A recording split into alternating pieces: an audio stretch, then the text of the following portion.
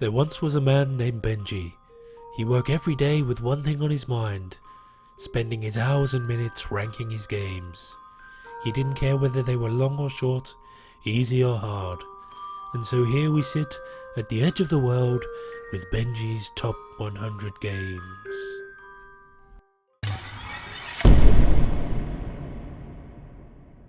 Star Wars X-Wing Miniatures game. We did it, guys. We made it. What an epic journey it's been to get here to this point. The best 10 games in the whole wide world, in my entirely specific opinion. What better way to start this segment than with a Star Wars game? Oh, but no ordinary Star Wars game. No, an absolutely superb miniatures tabletop space skirmish game with pre-painted miniatures. Everything about this game, now in its second edition, is top drawer and immersive. The nature of movement, using a fairly straightforward suite of manoeuvre templates, is at its core the key to this game's success. Pre-planning and eyeballing where your ship is going to end up and praying that your enemies are in your firing arc is such a delight, and the fact that the combat mechanics match the quality of everything else just make for a game that has stood the test of time off the back not just of its IP but of its overall gameplay.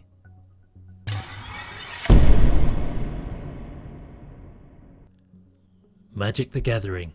It had to be on here, it was just a matter of where. The game that spawned the collectible card game industry and is still going strong today, offers so much rich and tactical gameplay.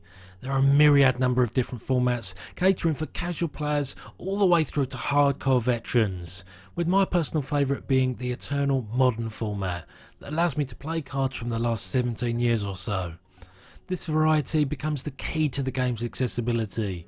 Yes, Magic can be all encompassing in terms of some people just play Magic, but you can make it what you want it to be, because quite frankly this is a game that transcends mechanics. The skill cap is insane, in large part because of the collectible and customisable nature of the cards and decks you create.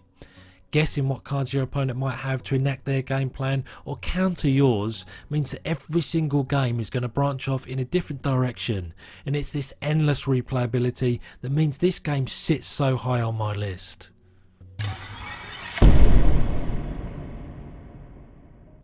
Blood Bowl Team Manager. My all-time favourite theme in gaming is Blood Bowl. The completely over-the-top, crazy and violent world that Blood Bowl lives in grabs me by the thematic balls and has never let go. This fairly light deck building game pits you and other players up against each other in matchups, where each player turn you are trying to place the most star player points to win the spoils at the end of the round.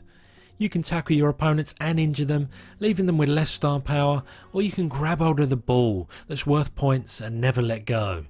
Either way, there's generally a tournament each week that everybody can participate in, and it's that picking and choosing where you're going to fight your battles without overextending that makes this a delight to play. Each of the cards, even the ones you start with, do a job. It's just extra dressing that allows you at the end of each round to upgrade your cards and incorporate star players with their own special abilities that round out for what for me is a game that I imagine I'll keep coming back to for many years to come.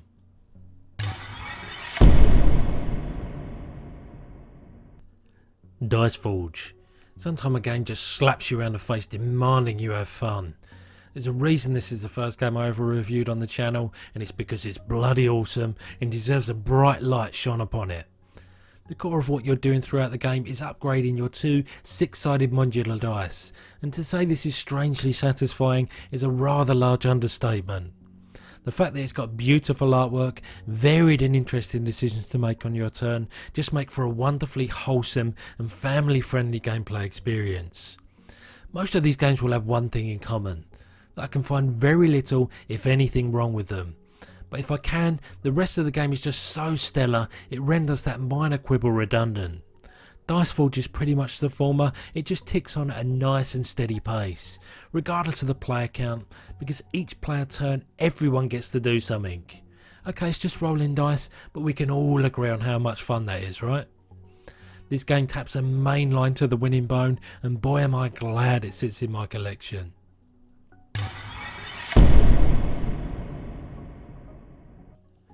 AEON'S End. At this point it's no secret I like deck builders. It's like the little mechanic that could. Plus it's a sociable animal too, more than prepared to buddy up with other similarly willing genres. AEON'S End is a cooperative players versus big monster game, but this is a deck builder with a twist, whereby instead of shuffling in your deck that you upgrade throughout the game whenever it's used up, you just flip the discard pile upside down. Not only does this cut down on some shuffling, but adds more tactical nuance to the sequence that you play cards in. Okay, that part's definitely refreshing, but we also have a fairly innovative breach system, where you can power up and use cards on future turns. You've then got much more than one-dimensional foes that power up their own abilities and go off if you don't keep on top of things. This truly is a marvellous game, now with a ton of expandable content to keep you entertained. This is one that's comfortably entrenched on my list here in its own little niche.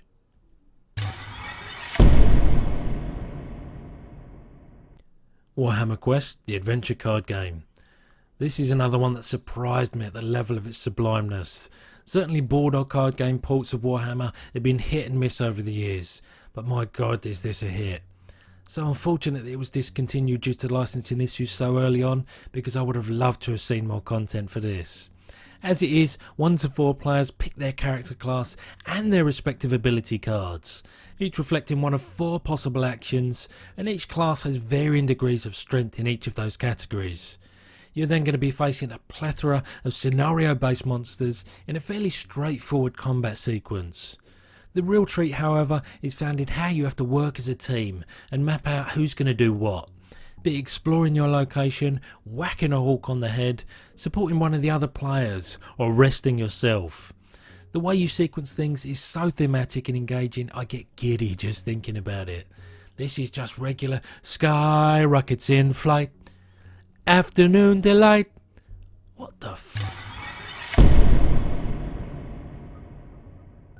Scythe.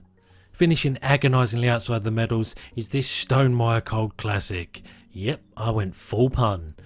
So the game with the slightly depressing looking cover is a bleeding amazing. Who would have thunk it? So there's grid movement, area control, resource management, a bit of secondary combat, but the real delight in this is the action selection and that absolutely majestic player board that you get to make the most of and upgrade throughout the game. You've really got to forward plan and make the most of the playstyle encouraged by your chosen faction and your variable player board. And it's that almost puzzle-like delight that makes this so exciting and rewarding a game. There's a bunch of different global objectives you can complete, and so any number of ways of skinning the proverbial furry creature to the winner's podium. But even if you don't make it to the tippy top of the coin race, you're absolutely bound to have a great time playing. And the award for Best Mechanical Component goes to Scythe.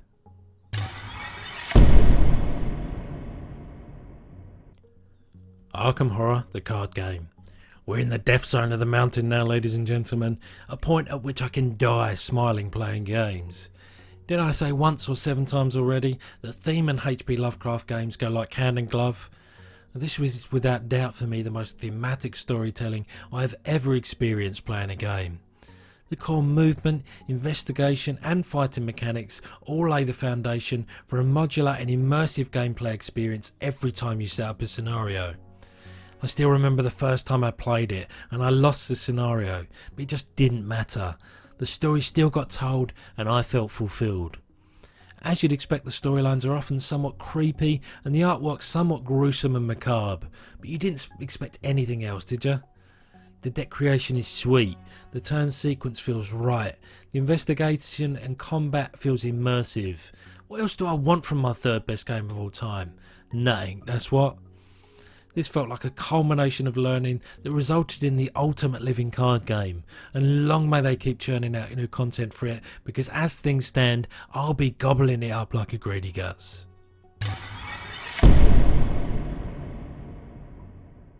Clank, a deck building adventure.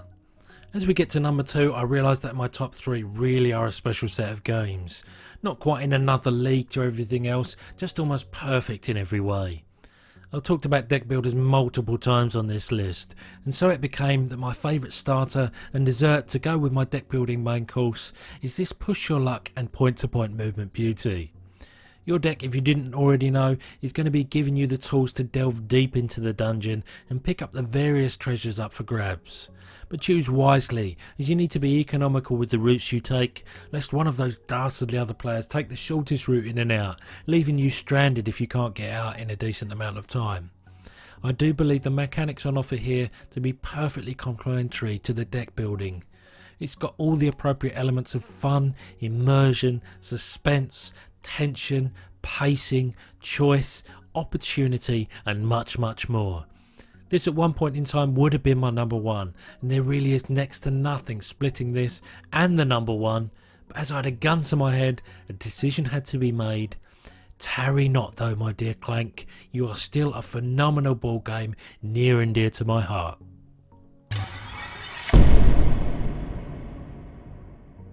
Terraforming Mars. We made it. We've walked this long and winding road, we've come all this way, and now you're telling me we've got to terraform this big red planet? Absolutely mental. What an awe-inspiring experience playing Terraforming Mars is. I could immediately tell I was going to love this the first time I played it. Again, another game that incorporates a number of different elements that complement each other nicely. Be it the drafting, which forces you to make impactful choices about the missions and objectives you're looking to complete, or the satisfaction derived from using the perks gained from said objectives to forward your game plan. Whilst the area control and global condition elements of the game keep it ticking over, there is simply nothing that does not tie together into a neat little gameplay gift from the gods. I do get giddy just thinking about the endless possibilities that could occur whenever a game starts and I've drafted or picked my first set of cards. I bathe in the endless opportunities to how a playthrough is going to go and am never disappointed, even if I'm unable to get my engine revving to capacity. My thing is, I'll never give a 10 out of 10 to a game. Perfection to my mind is unattainable. We only have to look at the player boards here to know that. But with all that being said, this game does its level best to reach those unattainable heights. And for that reason, this game, at this time, is my number one game of all time. Oh my god, what a blast I had making this top 100 games. Let me know down in the comments what you loved and what you hated about what I placed and where on this list. For now though, this list has ended.